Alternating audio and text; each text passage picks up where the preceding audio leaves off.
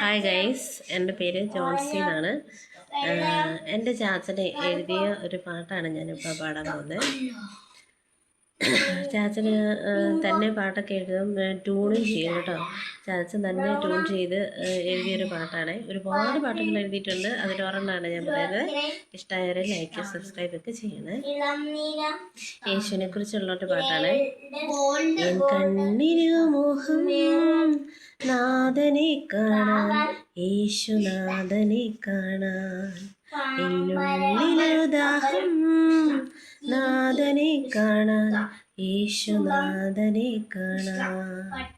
കണ്ണായ കണ്ണുകളെല്ലാം നോക്കി കാത്തിരിക്കും നിൻ വരവിനാ.